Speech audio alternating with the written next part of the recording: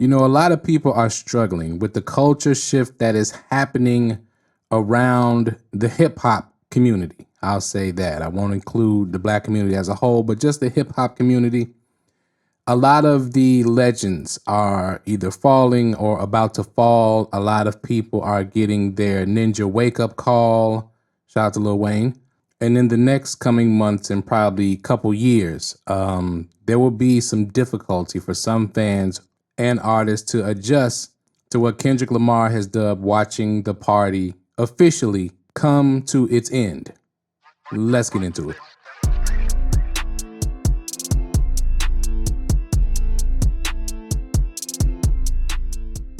All right, let's get into it. So yesterday, September 16th of 2024, Sean P. Diddy, Puff Daddy, Puffy Combs was arrested and indicted in New York City for various crimes. At this point, there's not a lot of information on the charges, but his troubles are many. Let's just put it that way.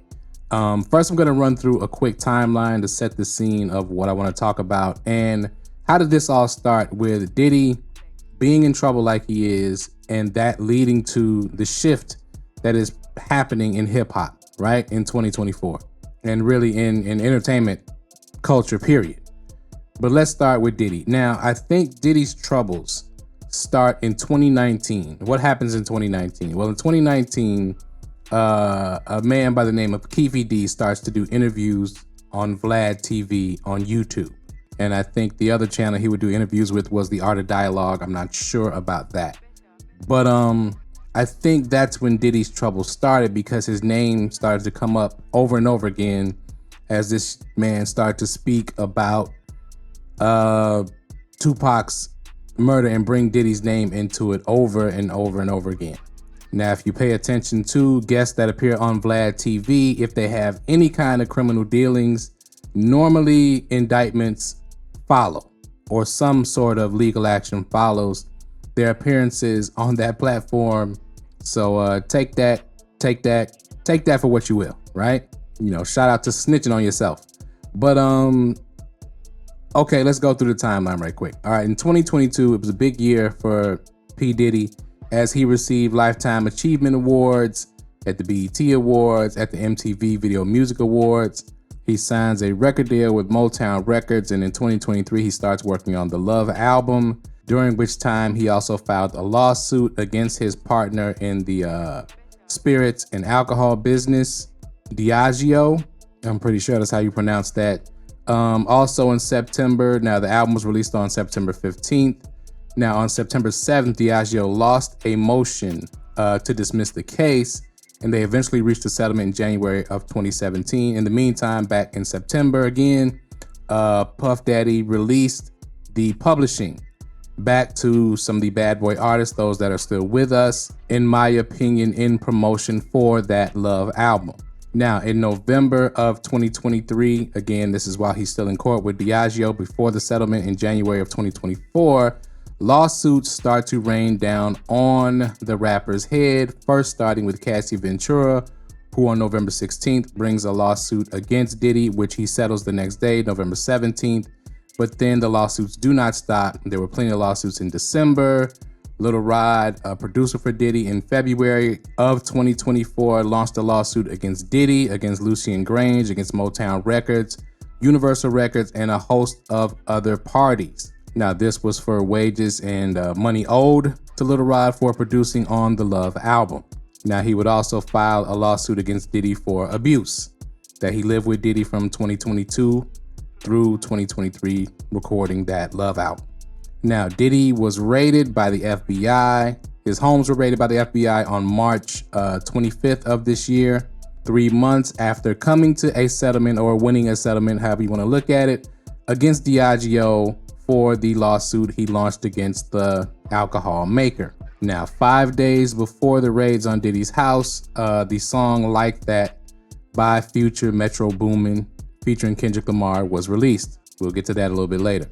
But Sean P. Diddy Combs has also been found to have borrowed over $140 million from multiple banks my guess is to refi the mortgages on his properties, the ones that were raided in March. So I think that the lawsuits that he waged against the alcohol company had to do with him probably having some money trouble, and the legal trouble comes from an investigation that's been ongoing, of course, in the unaliving of Tupac Shakur, and the interviews from Mr. Keefe D helped reinvigorate that investigation. So you have two things happening simultaneously at the same time. And of course, Sean Combs was also allegedly found to be an informant for law enforcement over some periods of time in the past. So when people ask and they see things that he's done and you say, well, how did he get away with that? Well, maybe he was an informant and he made a deal for some of the crimes he had allegedly been a part of. So when you see someone at the highest level of hip hop be involved in all of these things, you have to ask yourself, is the culture guided towards criminality? Because look, there's a lot of money at stake. So if a person of Diddy's stature, right? He owns a lot of publishing. He has his hands on a lot of passive income, but is also having money trouble at the same time. That leads you to wonder what exactly is going on here. You know, you have a lot of news outlets reporting that this man is worth well over $1 billion. So what's with taking out mortgages on properties if you have that kind of income coming in allegedly? We also have to look at the artists that P. Diddy has had in the past, and really almost none of them have careers in music today, budding careers almost at all. Mary J. Blige will probably be the only one. If you look at it, Biggie, Craig Mack, Black Rob, all passed, prematurely, I would say. Mace ran to religion. Of course, Loon, Shine, G-Dep all went to jail, later running to religion with the exception of G-Dep. So there was not a lot of success for these artists throughout their career, yet in 2022, as I mentioned earlier, he's receiving BET and MTV Lifetime Achievement Awards, right? Now, I've heard that those awards are for sale. That's alleged. Okay, I'm not saying that they are, but yeah, you would wonder, well, like, what lifetime achievement and what? You haven't produced really any artists who have had long-term success. They all seem to somehow end up in situations that would stop them from receiving their publishing from the hit records that they made. And if you pay attention, certain labels and certain artists attached to certain labels seem to not survive or stay active in the industry for a very long time. So if the messaging of the music and the environment of the culture is based in violence and decadence and drug use and so many things that could lead to a person expiring before their time, so to speak. If you look at the shift, in the late 90s, early 2000s, it was violence, gun violence, gangster violence, drug dealer talk. A lot of that is what ruled the day in hip hop. Then it switched from the violence to, the violence didn't go away, right? Because drill music came along, things like that. Then it switched from drug use, right? And party culture and party lifestyle and using as many drugs as you can and sleeping with whoever you can and, not really a focus on physical health and maybe living a long life so that you can collect that generational wealth that could come with the publishing of hit records that you may have been a part of. Shout out to Dame Dash trying to sell the rights to Rockefeller Records for the next 7 years, right? Because after that, Jay-Z and some of the artists, they get their publishing back, or at least Jay-Z gets his publishing back. Not sure about everybody else. And much like Rockefeller Records, Bad Boy Records, and everything else P. Diddy has been attached to was very much about living a party lifestyle, right? And that messaging and programming is what I would call it, has been proliferated throughout our communities and especially throughout hip hop culture as a whole. Now, there are many artists in the culture who see this as a problem, right? Who in coded ways have spoken out against the problem. right? Go back to Kendrick Lamar's To Pimp a Butterfly and listen to what that album really is about. It is about this very issue taken from a very personal perspective, right? If you listen to J. Cole, if you listen to so many other artists, Lupe Fiasco, the list goes on, right? Outkast, et cetera, et cetera. They've been telling us this. Outkast especially. They invented the word, pretty much, I think, trap, right? If you listen to the records, Sporty Odie, Dopalicious, Cadillac Angels, when Big Boy is speaking, he kind of explained how our culture and how our people were being set up as a people to fail. And we were falling into it ourselves, falling into a trap. Now, speaking of a trap, I believe in March, on March 21st, 2024, when Kendrick appeared on Like That with Future and Metro Boomin, he lured Drake into a trap. Now, I'm not going to get into the parallels between Diddy, Jay-Z, and Drake. I'll do that in another video because that's going to be it takes a lot of time. But Drake was being groomed as the next mogul, so to speak, in music, as the next leader, as the next Pied Piper, if you will. Shout out to R. Kelly. And I think Kendrick saw the opportunity to stop this cycle, and he lured Drake into the battle, knowing he would crush him. Because if you pay attention, those who kind of make sure that these artists are placed at the top of the industry, they kind of run the same playbook, right? And like I said, I'll get into that when I compare the three and show how that chain of succession kind of goes. You'll see ghostwriting, you'll see a lot of talented people surrounding that person or that artist, but not actually prospering from what they contribute to the artist's success. The artist kind of becomes this mega success on their own, and the other artists kind of fade away. If you listen to Meet the Grams, and Meet the Grams Part 2, Lyrics Explained is coming, for y'all that are subscribed and listen to the channel. If you listen to Meet the Grams, you can apply the attributes that Kendrick is giving to Drake, to Puff Daddy, to Jay-Z, to Dame Dash, the list goes on, right?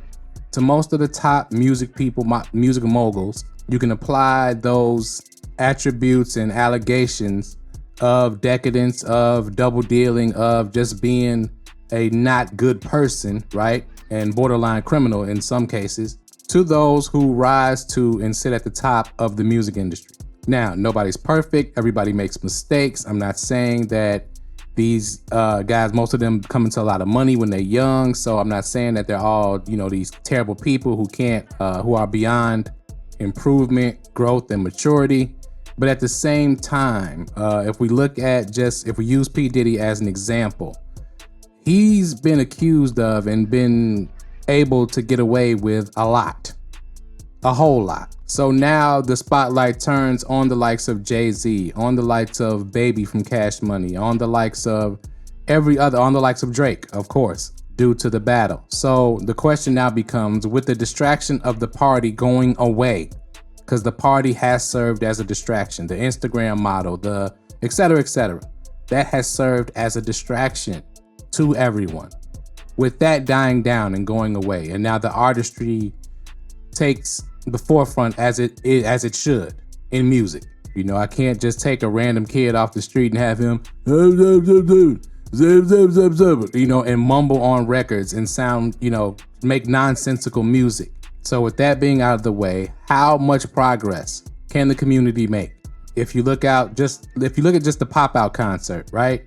And if you look at the messaging, if the messaging comes predominantly about coming together, about paying attention to what's going on in our communities, about having fun without any kind of danger, without any kind of excess and out of control behavior, without violence, without everybody being scared, coming to the party strapped up because they scared that somebody else is or something's gonna break out, without us thinking it's okay to drown our insecurities in substance abuse, right? And actually, if we become successful, being able to enjoy that success and it not being a stressor on your life. This is what it should be for not only artists and entertainers, but for the everyday person and whatever they choose to do in their life. Now, yes, we're always gonna have people who are, for lack of a better term, dummies. But the dummies can't be in leadership positions in the culture. That's the part that has to go away. So shout out to Kendrick Lamar and shout out to all the artists out there that are leading us into what I see as a new evolution of the hip hop culture and evolution of the American culture as a whole. As I said before, as far as I know, there's going to be a lot of music dropped coming up this fourth quarter and into next year that will further push this transformation. I'm here for it. Hope you are too. As always, before you leave, hit that like button, hit that subscribe button. If you're not subscribed, hit that notification bell, hit that share button, share the video, tell a friend to tell a friend. Click the link to the video, the Lyrics Explained video for the Kendrick Lamar record, the last one, Watch the Party Die, that he just released on Instagram. And as always, thank you for watching. We out.